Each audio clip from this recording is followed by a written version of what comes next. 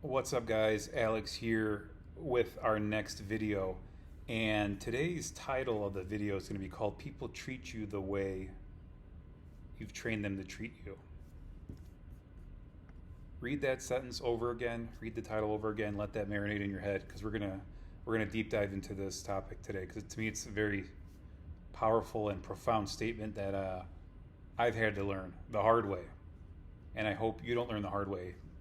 Depending on your age, maybe you've gone through the ringer a couple times, but here's where I'm going to go with this. Okay, I'm going to come at this with a entrepreneurial view, friends view, family view, all three.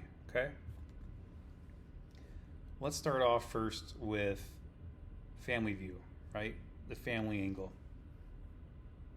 At 35 years old, I'm finally realizing now how family and friends sometimes got to get cut out. 35 years old, I realized that. Some people never realize it. Some people realize it quickly in life. I realized it at 35, so at the halfway mark in life. And you're probably wondering, well, Alex, what are you talking about? You got to always be with your family. It's your family. No, incorrect. Throughout your life, you have to have a bird's eye view and look down at yourself on occasion to monitor yourself, monitor the people around you, and to have a honest self-introspection of yourself and the people in your life, and if there's an equal value exchange and if it's filled with love and happiness and value that goes back and forth. Okay, I realized growing up a lot of unnecessary, not physical abuse, but just like mental abuse. And the key word is unnecessary. I feel as if there was something I had done wrong that was pretty bad on occasion, then yeah, I deserve it, right? But I was looking at it over time, and I had people tell me over the years, like, man, why is this ex-family member treating you like this, and why are they always like this with you? And I was like, you're right. I was so accustomed to it, and it became so normalized after a while, and I'm like, wow, like part of it was embarrassment, and then part of it was like a refreshing awakening. I'm like, wow, I can't believe I've been tolerating this for so long from some family members. So not only just that, but also too the exchange of effort and value. Okay, consider getting a Excel sheet if you want to get really technical with this, but I think this would be helpful. I want you guys to write down the closest people in your life and see how much value you've given them, which you should, right? Which value you've given them, the love you've given them, how you treat them, and also vice versa. Has that been returned to you, right? If you're seeing that it's just like 90% you, 10% them, it's out of balance. And if it's out of balance, it's not good. Next, friends, okay? Oh, back to family really quick. I also realized these issues as well once my grandparents passed away here the last 2 to 3 years. Those two, my grandpa, my grandma, my papu and yaya, in Greek, which means grandpa and grandma. I realized what true love was, and I experienced it from them. I'm very thankful for that, because yes, even though I had a very chaotic, messed up childhood, I felt like every time I heard their names mentioned or I would think about them, I just felt like my blood pressure would just kind of relax and my heart was like just calm, and I just felt that like, grandpa and grandma, it's like a safety place.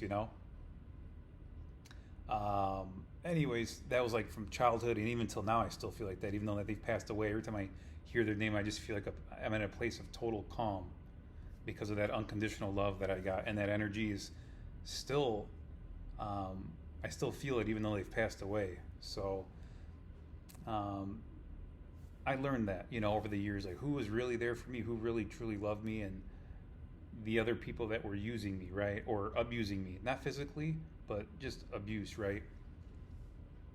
Using people and all kinds of stuff. Now, let's go to friendships. I've had to cut out several friendships this year that were over 20 years long. And you might be thinking like, well, 20 years is a long time. Why don't you, resolve it? Well, you try to resolve it, right? You give it a couple chances. You let them try to fix their mistakes. Because people are going to mess up. No one's perfect. You could, if someone messes up once, or I don't want to say twice, but a couple times, you let it slide, and just keep it going. But if it's a repetitive thing over and over again, and that's what I noticed here recently, you really know your true friend, who your true friends are when you're doing really, really well, and when you're doing really, really bad. And I've been in both multiple times in my life. Okay, made millions of dollars when I came from nothing, homeless, poor, dad in prison, lost it all, made it back, lost it all, in between now, just, right, roller coaster life.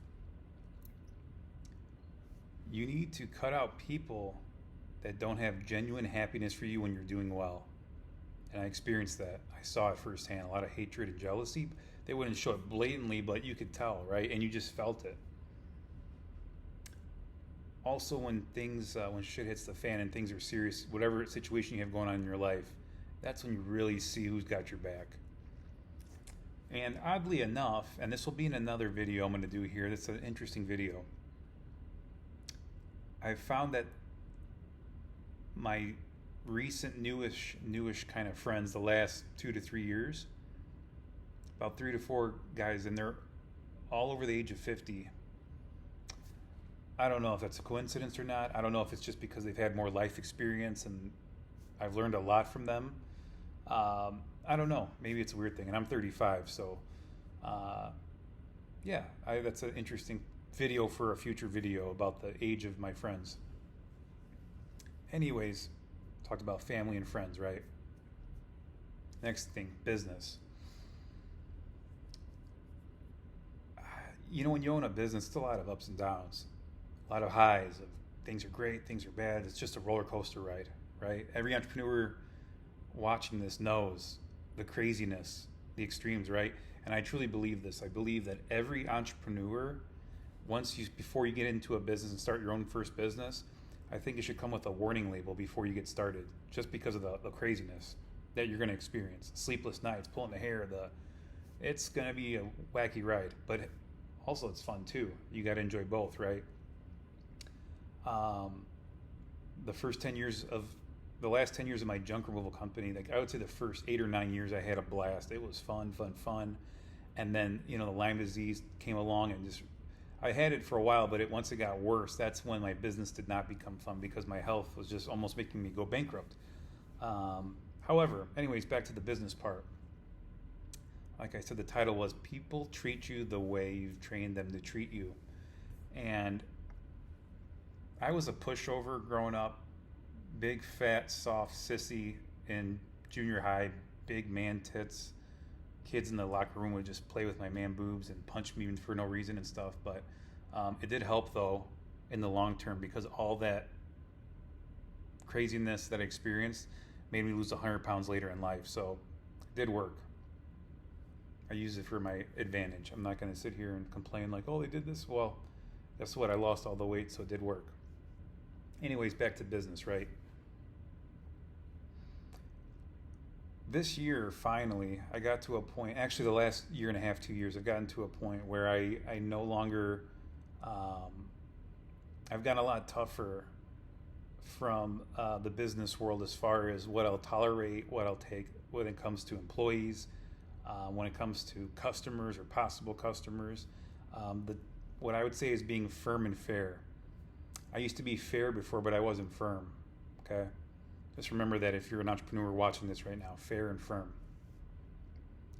And what you'll notice is this: over time, once you start conditioning the people you're working with to treat you better, not asking them to, but demanding it, you'll notice after a while, one of two things happens. A, they do change, or B, you cut them out completely and they're gone. And both are good. These are the two outcomes you need. Time flies by quick. Life goes like this, right? We know that. You have to catch your thoughts. You have to catch yourself. And on occasion, like I said, maybe once every few weeks, just take a self introspection test and do like a bird's eye view looking down at yourself, how you're currently thinking, how you're feeling, why you're feeling like that. Is it because of the people you're dealing with? And create this in private. Just create your own little private report card, either an Excel sheet or something like that, and just follow up.